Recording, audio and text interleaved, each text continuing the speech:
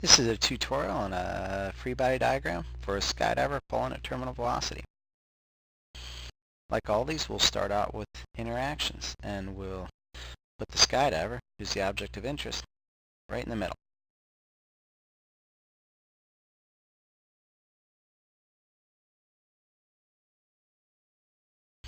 Now, when we look at interactions, up here, we have touch, gravity, and friction. There are, of course, some other interactions like magnetism or electrostatics, but we're not going to consider those in this problem.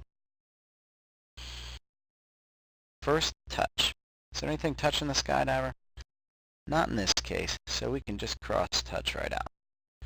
Gravity is certainly an important factor here, and the object responsible for that is the Earth, so we'll put that down here.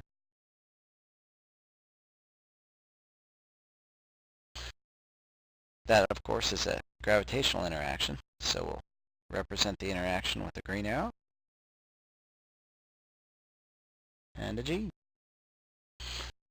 That takes care of gravity.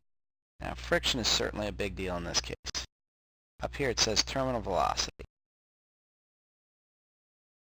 That means the skydiver has reached the speed where the air friction is big enough that it cancels out gravity and the skydiver just can't go any faster. For skydivers, the typical terminal velocity might be 150 miles per hour.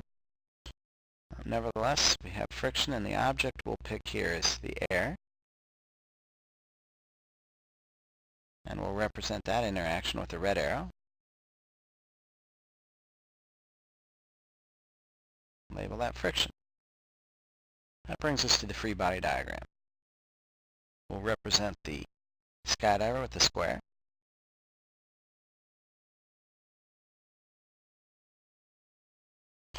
And we'll take a look at the interactions.